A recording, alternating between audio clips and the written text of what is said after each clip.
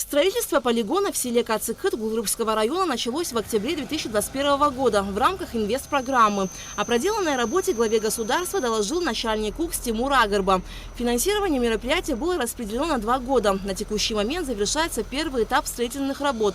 На полигоне площадью 12 гектаров уже обустроен котлован для отходов. Установлена сортировочная линия, которая будет сортировать около 215 тысяч кубов мусора в год. Сортированный мусор подается на прессовочную ленту, там он прессуется, и это уже вторичное сырье, которое можно будет реализовывать, предприятие, которое будет здесь работать, но его будет. Все остальное подается вот на 2 ленты, под лентами будут стоять грузовые автомобили, которые будут свозить на котлован. Это все органика, которая будет в котловане прессоваться тоже бульдозерами, катками. В принципе, весь процесс, весь цикл такой. 12 человек внутри контейнера работает, 12 постов на самом предприятии. Внутри этого предприятия там до 25 человек должно работать, чтобы его обслуживать. Это водители, операторы, там, управляющие и так далее. Приблизительно на 5 лет котлован первый нам хватает. Потом следующий карта надо будет расширять котлованы, то есть следующим этапом еще один. В год у нас сколько? 215 тысяч. Это то, что может обработать эта сортировочная линия. Ориентировочно такой же объем мусора у нас и в Гулрыбще, и в Сухуми, но так как сортироваться этот мусор будет, и процентов 25 всего будет попадать на котлован. Остальное все будет прессоваться, и это будет вторичное. Этого котлована одного хватит на При 5 правильной лет. сортировке первый котлован хватит на 5 лет. Уже года через 4 надо будет начинать второй котлован. Весь вот этот комплекс у нас изначально стоил 112, но после пересчета в 2022 году 136 миллионов стоимость этого объекта. На втором этапе планируется строительство очистных сооружений. Оборудование производят в Подмосковье. Примерно через 3 месяца оно будет на месте, после чего приступят к монтажу. Вдоль котлована уложены дренажные трубы, по которым будет поступать вся сточная вода.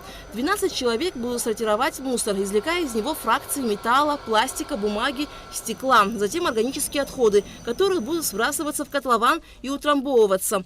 Когда котлован заполнится, будет произведена рекультивация земель. Далее в администрации Гулрыбского района состоялось совещание президента с активом района. С докладом о деятельности администрации района за первое полугодие выступил глава администрации Саид Харазия.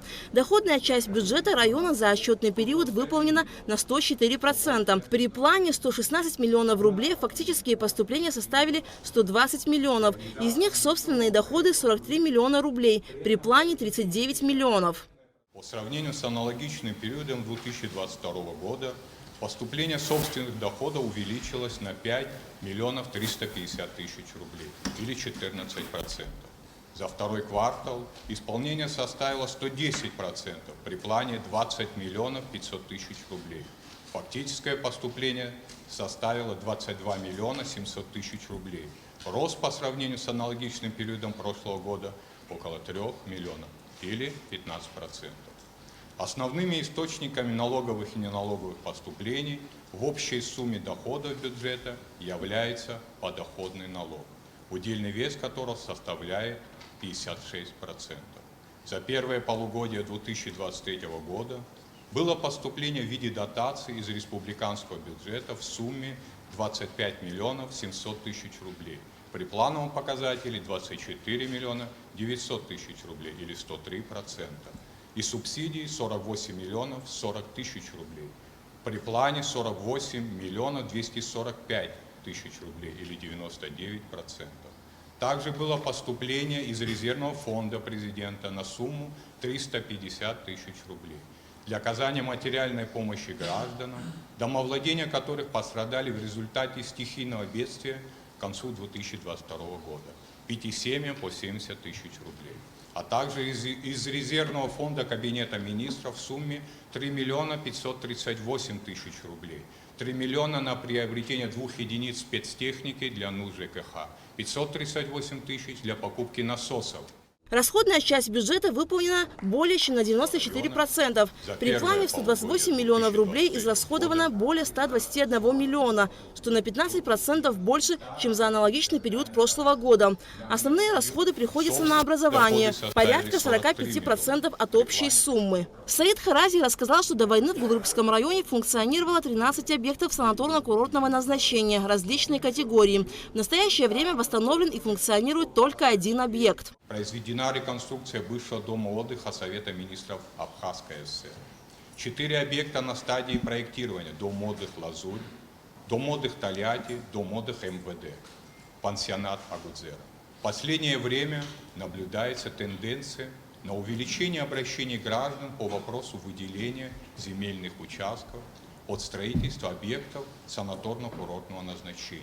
Администрацией Гулибского района представлены под эти цели земельные участки площадью 17,5 гектаров 19 юридическим лицам. Введены в эксплуатацию 3 объекта. На стадии проектирования и строительства 10 объектов. Особое внимание в районе приковано к вопросам реконструкции аэропорта. Открытие аэропорта придаст импульс и внесет существенное развитие национальной экономики, туризма, сельского хозяйства и других сфер жизни, как района, так и республики в целом.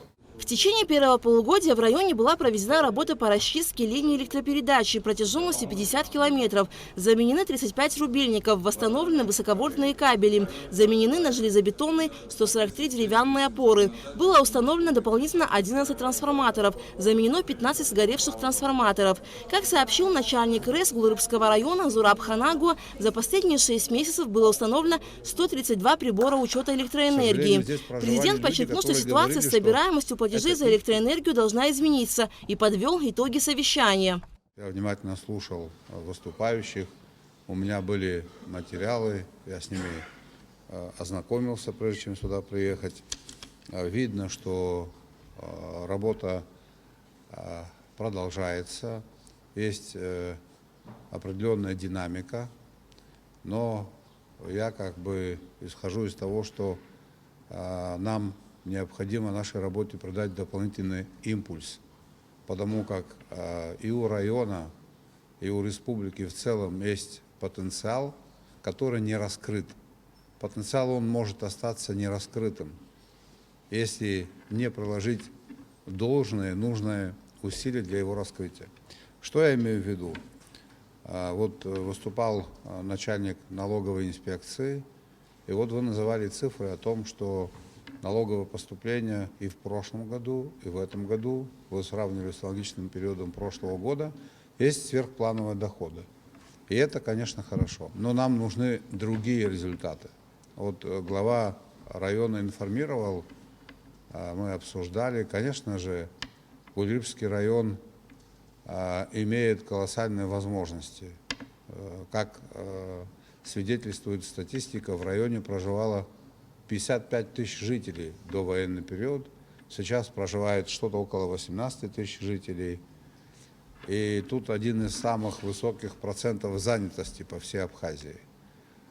Ну и продукция сельского хозяйства, которая производилась или выращивалась в советский период, и то, что делается сегодня, там цифры очень существенным образом разнятся. Те же цитрусовые объемы в советский период были в 2 раза больше. Это говорит о том, что у нас есть куда расти. Мы в эту отрасль должны привлекать инвестиции. Мы занимаемся тем, что пытаемся поддерживать сельскохозяйственную отрасль. Государственный бюджет на эти виды работ имеет определенные, скажем так, цифры. По-моему, даже в вашем районе на 8 миллионов рублей, да, отобраны программы. Это программа, которую реализует Министерство сельского хозяйства. Конечно, это хорошо, потому что такого не было. Но этого очень мало, коллеги. Этого очень и очень мало. Нам необходимо думать над тем, вот Гулрыбский район – это маленькая Абхазия. У нас примерно везде такие проблемы. А особенность Гулрыбского района еще состоит в том, что он, наверное, в большей степени, чем любой другой район, интернационален. Хотя бы в Гагре, наверное, то же самое. Я считаю, что это плюс. А вот как нам сделать так, чтобы наши возможности были больше, как нашим возможностям расшириться. Самая главная задача, которая стоит у руководства страны, это обеспечить, первая и самая главная задача, это обеспечить безопасность наших граждан в самом широком смысле этого слова, начиная от военной безопасности. Как это сделать, не имея на то соответствующие возможности экономические? Поэтому мы можем долго говорить, мы можем, скажем так, обсуждать разные проблемы. И в конечном итоге решение большинства проблем, и не только проблем безопасности, социально-экономических проблем, социальных проблем, будут упираться в то, что не хватает денег в бюджете. Поэтому параллельно вот эти вопросы нам необходимо решать. Обеспечение безопасности государства и решение экономических вопросов. Президент напомнил, что по его инициативе и поручению правительством подготовлена программа развития туристической отрасли, однако она нуждается в поддержке граждан. Риски для инвестора имеются, и они понятны, но нужно сделать все, чтобы их минимизировать, подчеркнул Аслан Бжани. Это было первое выездное совещание президента в этом году с активом района по подведению итогов деятельности администрации за первое полугодие текущего года. Глава государства проведет аналогичные встречи и с активами других районов Абхазии. Алика Трапш, Алексей Агухава, Абхазское телевидение.